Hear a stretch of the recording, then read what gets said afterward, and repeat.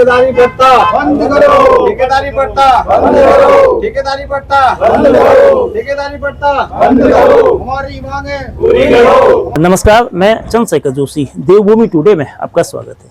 आज 8 सितंबर श्राद्ध का पहला दिन यानी कि श्राद्ध पक्ष शुरू हो रहा है, लेकिन इस वक्त बात श्राद्धों की नहीं होगी, बल्कि बिजली विभाग जो ऊर्जा निगम है, ऊर्जा निगम के कार्मिकों की होगी। रात को रोशन करने वाला विभाग, लोगों के जीवन में उजाला भरने वाला विभाग, लेकिन उसके कर्मचारी किन हालातों में काम कर रहे हैं, किन कठिन परिस्थितियों में काम कर रहे हैं, वो ये जो कर्मचारी है संविदा के कर्मी भी नहीं है, आउटसोर्स के जरिए भी नहीं है, ठेके में काम करते हैं। मतलब किन कठिन परिस्थितियों में काम कर रहे हैं वो कर्मचारी खुद बताएंगे। उनका क्या कहना है, वो भविष्य में जो उनके साथ दिक्कतें हो रही हैं, कठिन परिस्थितियां हैं, न्यूनतम मानदेय है, कम से कम सुविधाएं हैं, इनको लेकर एक आक्रोश है। समूचे उत्तराखंड में बिजली विभाग में अनेक तरह के कर्मचारी काम करते हैं। परमानेंट एम्प्लॉइज हैं, संख्या लगातार कम होती जा रही है। कुछ एम्प्लॉइज उपनल के जरिए हैं, कुछ एम्प्लॉइज कभी सेल्फ हेल्प ग्रुप के माध्यम से हुआ करते थे, लेकिन उन स्वयं सहायता समूह के माध्यम से लगाए गए कर्मचारियों को कन्वर्ट कर दिया गया है ठेके में, और इससे कर्मियों की जो सुविधाएं हैं वो प्रभावित हो रही है। मीटर रीडिंग से लेकर लाइनमैन, जो बिजली की लाइनों के रखरखाव की जिम्मेदारी होती है, वो आमतौर पर इन्हीं कर्मियों की है। ऐसे में इन कर्मियों ने अब ये तय किया है प्रदेश स्तर पर कि अगर उनकी मांगों को न माना गया, मांग ये कि वो सेल्फ हेल्प ग्रुप के माध्यम से उनको लगाया जाए, ऐसा नहीं होने पर 1 अक्टूबर से वो बेमियादी कार्य बहिष्कार करेंगे। ये नौबत क्यों आई, इसको बताने के लिए कर्मचारी संगठन के जो कुमाऊं के संयोजक है उमेश बिनवाल जी हमारे साथ हैं। बिनवाल जी, क्या परिस्थितियां आई हैं कि आज आप लोग इस स्थिति में हैं, विरोध करने की नौबत आ रही है, क्या बात है? धन्यवाद जोशी जी। पहले तो देवभूमि टुडे के माध्यम से आप हमारी बातें ऊपर तक पहुंचाओगे, इसके लिए आपका बहुत बहुत धन्यवाद। जैसा कि हम पहले जितने भी कर्मचारी थे हमको एसएचजी से रखा गया था, बाद में विभाग द्वारा हमें हटा करके ठेकेदारी पट्टा में रख दिया गया। ठेकेदारी पट्टा में वो सुविधा नहीं मिलती हमें। जितने भी कर्मचारी हैं यहाँ पे 15-20 साल से काम कर रहे हैं, अब जो अगर कहीं और जगह काम करते तो वो आज की डेट में रिटायरमेंट हो जाते हैं।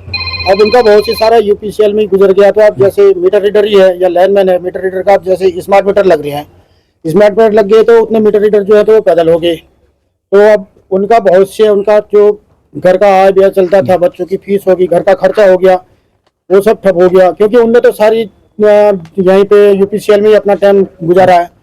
अब स्मार्ट मीटर लगते हैं, पहली बात तो वो कहाँ जाएंगे उनके लिए है। दूसरा हमारे लाइनमैन है जो इतने भी अभी भी आपदा आई थी तो लगातार 24 घंटे वो अपने उस पे थे, चाहे बरसात आ जाए या गर्मी का सीजन हो, तो 24 घंटे अपना उस पर तत्पर ड्यूटी पर रहते हैं, जबकि उनको कोई सुविधा नहीं मिलती है। ठेकेदार की तरफ से उनको 7,000, ज़्यादा से ज़्यादा 10,000 को सैलरी मिलती है, वो भी महीने में नहीं मिल पाती है, 2-2, 4-4 महीने में मिल पाती है। इससे पहले भी हमने सीएम साहब को भी लेटर दिया था, वहाँ से भी हमें कोई आश्वासन नहीं दिया। फिर हमने ऑफिस में एसडीओ साहब को, एक्शन साहब को, इनको ही बताया। इन्होंने बोला कि यार तुम तो ठेकेदार के आदमी, तुम ठेकेदार के पास जाओ। ठेकेदार के पास जाते, ठेकेदार कहता है हमारी तो एमबी नहीं बनी है, हम तुम्हें कहाँ से देंगे, जब हमारी एमबी बनेगी तब देंगे। ना कोई इंश्योरेंस है, ना कोई ESI PF का कोई कटता नहीं है, बहुतों का नहीं करता, किसी का कट भी रहा है तो वो अलग अलग है। समान कार्य वाला जो वेतन है तो वो नहीं मिल पा रहा हर किसी को। इसमें हमने ठेकेदार से भी बात की, अब वो कहता है कि PF जमा कर रखा है, और हम देख रहे हैं कि PF जमा नहीं हो पा रहा है। जैसे पोलो में कई लाइनमैन ऐसे हो गए कि कई ने तो अपनी जान गंवा दी है, कई जान गंवा दी, कई विकलांग हो गए, ना कोई इनके पास सेफ्टी वायर है, ना कुछ, कोई सुविधाएं नहीं है, उसके बाद भी अपने उस पर ये काम में लगे रहते हैं। हमारा सरकार से यही कहना है कि जैसे हमको पहले एसएचजी में कर रखा था, हमको वैसे एसएचजी के माध्यम से रखा जाए, क्योंकि अब स्मार्ट मीटर वाले को निकाल रहे हैं, ये इनको ठेकेदारी में निकाल रहे हैं, आदमी का मनोबल टूट जा रहा है सर। इसलिए हमने आज सारे जितने भी हम यहाँ पे संगठन के हैं, हमने एक मीटिंग की, हमने कहा ताकि ये बात एक हमारे सीएम साहब तक पहुँच जाए, लेकिन उनकी विधानसभा भी है ये, साहब तो कई बार पहुँचा भी नहीं। अच्छा, आप लोग पहले एसएचजी में से यहाँ भर्ती थे, फिर इसके बाद आप ठेके में आए, तो एसएचजी में क्या सुविधाएं मिलती थी जो इसमें नहीं मिलती? एसएचजी में प्रोत्साहन भत्ता मिलता था हर 3 महीने। कितनी अमाउंट थी? 8400। ₹8400 3 महीने में। अच्छा, हम ये कहने की ठेकेदारी प्रथा बंद हो जाए। पहले भी ठीक थी। हम ये मुख्यमंत्री विधानसभा क्षेत्र हमने सीएम कार्यालय में कई बार लेटर दिए, मुख्यमंत्री साहब से भी मिले, कोई सुनता ही नहीं है।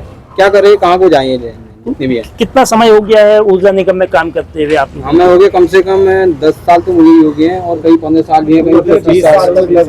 तो इसमें जैसे आप लोग खतरनाक, जैसे माना बिजली का काम है, रिस्क जोखिम का काम है, तो सुरक्षा के क्या पहलू है, मतलब सुरक्षा के क्या इंतजाम होते हैं? साथ में कोई चोटिल होने पर, कोई अगर घटना हो गई, कोई अनहोनी हो गई, किसी की मौत हो गई, तो परिजनों को क्या सहूलियतें मिलती? सर उसमें ऐसा होता है कि जैसे 2 लाइनमैन जाते हैं हमारे, सेफ्टी वायर तो कुछ है नहीं सर, यहाँ पे सुविधा तो कुछ नहीं है। जैसे खुदा न खाता भगवान ना करे कभी किसी को करंट लग जाए तो 2 जाते हैं, तो दूसरा फिर उनको वो कहता है कि यार ऐसे ऐसे ये हादसा हो गया, या विभाग को इन्फॉर्मेशन देता है या उनके घर में देता है, और यहाँ पे और कोई सुविधा मतलब कंपनसेशन अमाउंट वगैरह कुछ नहीं?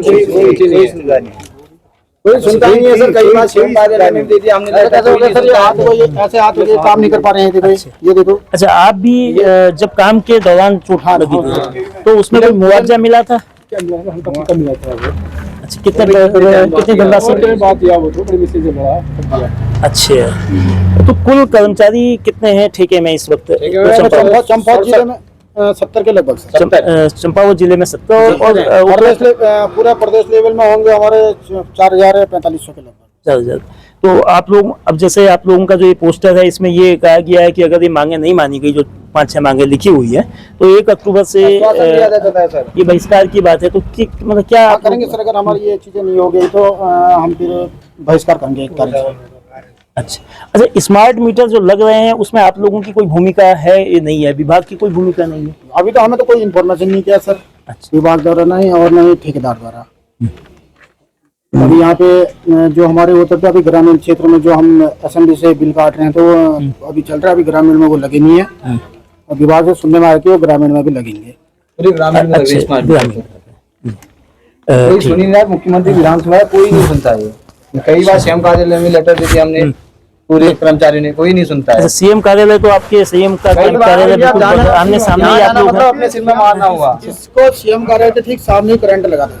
अच्छा, यही? हाँ, इसी पोल से गिरा था ये। एक बार इसका पूरा पैर फट गया था, और एक बार करंट लग गया था। उसके बाद भी कोई सुनने वाला नहीं है। विधानसभा क्षेत्र में ऐसा है, किसी चीज में भी देख लीजिए आप, कोई देख नहीं रहा है। महंगाई के टाइम में 10,000 इतने सारे कर्मचारी काम कर रहे हैं। कोई कहते कि मेरे अकाउंट में 50,000 रुपए या 20,000 रुपए बैलेंस है करके 7,000 रुपए मिलता है सर, 10,000 रुपए मिलता है, वो भी महीने में नहीं मिलता। उससे रोटेशन खराब और हो जाता है। कारण यह है कि मुख्यमंत्री विधानसभा क्षेत्र में होकर कुछ नहीं सुनाई दे रहे हैं। हमारी तो यही है, कम से कम 10 या 15 बार चलेगी। ऊर्जा निगम के कर्मियों की जो पीड़ा है, जो दर्द है, वो आपने सुना। ऊर्जा निगम का जो डिवीजन ऑफिस है और सीएम कैंप ऑफिस है, इसके बीच में एक सड़क है। बमुश्किल 30 मीटर का फासला नहीं है, लेकिन जिस तरह के कर्मचारियों के आक्रोश है, उनकी नाराजगी है, वो ये बताती है कि सीएम कैंप ऑफिस की ओर से जो रिस्पांस बकौल कर्मचारियों को मिलना चाहिए, वो कम से कम नहीं मिल रहा है। जो दिक्कतें हैं, परमानेंट तैनाती होना नामुमकिन है, स्थायी रूप से भर्ती ना हो, लेकिन कम से कम भर्ती की जो मांग की जा रही है कि पहले की तरह जो सेल्फ हेल्प ग्रुप हैं, उस माध्यम से भर्ती की जाए। उसमें प्रोत्साहन राशि की व्यवस्था थी, जो 8400 रुपये 3 महीने में मिलते थे। साथ में मानदेय में जो ठेके की मानदेय की व्यवस्था है, उसकी बनस्पत एसएचजी के जरिए जो मानदेय मिलता था वो ज़्यादा था। कुछ सुविधाएं बेहतर थी। ईएसआई की सुविधा वर्तमान में नहीं है। ईपीएफ है या नहीं है, कभी जमा हो रहा है, कभी नहीं जमा हो रहा है, इस तरह की बात कर्मचारियों की ओर से की जाए। सोशल सिक्योरिटी, कोई घटना दुर्घटना होने में, वो भी कर्मचारियों को नहीं मिल रही है। जो विभाग रात रोशन करता है, जगह जगह ऊर्जा की जगमगाहट करता है, लेकिन उसी ऊर्जा निगम के कर्मचारियों के जीवन में जो असुविधाओं का अंधेरा है, वो यकीनन गहरा है। क्योंकि ये मुख्यमंत्री पुष्कर सिंह धामी का भी निर्वाचन क्षेत्र है। कर्मचारी और तमाम संगठन जो ऊर्जा निगम के अपनी मांगों को लेकर जुड़े हैं, वो अनेक बार प्रतिनिधियों से मिले हैं, सीएम कैंप ऑफिस भी गए हैं, विभागीय उच्चाधिकारियों के माध्यम से भी अपनी पीड़ा को पहुंचाए हैं। लेकिन कर्मचारियों की अगर माने, उनकी अब तक कोई सुनवाई नहीं हुई है, उनके साथ न्याय नहीं हुआ है। जो दिक्कतें उनकी थी, उनको दूर करने की कोई कोशिश नहीं हुई है। और मजबूरन 1 अक्टूबर को जो 6 सूत्री मांगे हैं, उसको लेकर पूरे प्रदेश में उत्तराखंड ऊर्जा आउटसोर्स सम संगठन 1 अक्टूबर से अनिश्चितकालीन कार्य बहिष्कार की चेतावनी को मजबूर है। ऐसी नौबत ना आए, इसके लिए अभी 3 हफ्ते का समय बाकी है। प्रदेश सरकार, ऊर्जा मंत्रालय, ऊर्जा निगम और पूरा सरकारी अमला कर्मचारियों की जो जेन्युइन मांग है उन पर सहानुभूतिपूर्वक गौर करे ताकि उत्साह से अपने काम को कर सकें। पिछले हफ्ते जो बारिश आई थी उसमें तमाम बिजली की लाइनें क्षतिग्रस्त हुई थी, पोल भी गिरे थे और उस बिजली की लाइन को, बिजली की व्यवस्था को रिस्टोर करने में जो सहयोग किया, जो काम किया, वो इन्हीं कर्मचारियों और ऐसे ही कर्मचारी जो डिवीजन के अलग अलग हिस्सों में है उनका योगदान रहा।